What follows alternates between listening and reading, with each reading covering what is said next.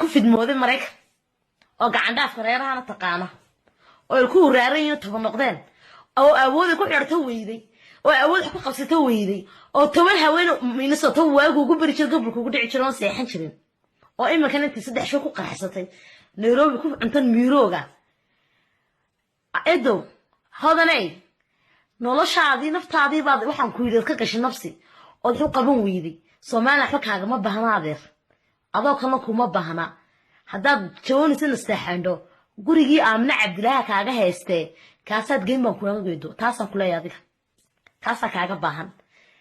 gurigaagana gacan dhaaf uma dumiseen baan kuri ilaahay toobad ka maadan kurin laata kow wicilkana alaysatidna ilaahay wa toobad ka maadan aan ku leeyahay takale waxa doonaan raaciyo in yar oo qaabkii quruxda markii la qaybinay malaayigu qasal iyo qushuuc ku qaybin jireen malaayibtu inta kasii jeysatay loo jaleeco lixdii lixaad loo dalooliyay oo ganta gaaban intan leego hangool aad moodid oo shalay Hargeysa ku soo caan baxay oo ku soo ceeshay milamaan oo aqoonana Hargeysa baan ku baranay nimcani la caawido tuqadolii wad garan doontaa xaqiiqada maskarada duqad saa guriga qajisay halkii baad ku noqon doontaa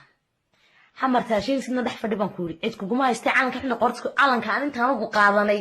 ayaan sharaf ku geynay anaa waxa la ogolaaday wax lagu ma ogolaba aniga maanta dib u sir la siinaya adiga xal lagu ma siinayo xildhibaan iyo wax gilita qaadan doonta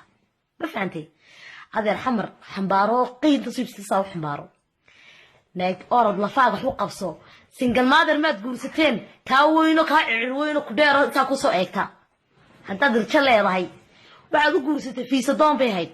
fiisaha waxa ka horeeya ragaad ku sheegay sideeda giibaymid geeya ku dhaamada adiga single mother baad guursatay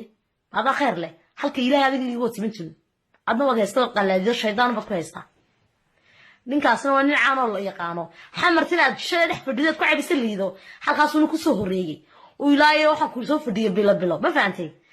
adiga amal kale inta ka yeelan kuran laha anaga erinay hadii $100 soo siisay maxay kugu soo kacistay shoogii Nairobi anagu boqolkeygana ma kama rabno kama qaadano fanaaniinteeduna sharaf fiilo nooc kasta lama haysan waa taqaan Hargeysa waa meesha ku soo dhac joogtay marka adigii hodanba aad baad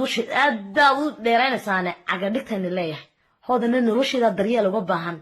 iyo nolol eedo East Africa ku nool joogta hooyada kama fadhidan Kenya Nairobi qaadka kuma cuntaan ku kamay madhay gacmaha madoobaad moodi saanta dhuxuleeyde fariisinaysa bakaaraha uga eegtay iska soo kala ingiriiso kreemiyada la iska marso Mareykan ka timid ku barsato salaamu calaykum adiga Soomaaliya cagta hoostiisa leenahay Soomaaliya dadkana uu nool oo hadlay habeenay maalin haddaan hodayda ku arkinaana kalbada kaaga sii beerka oo iska saartaad laadahay salaamu calaykum bisaan laf Soomaaliland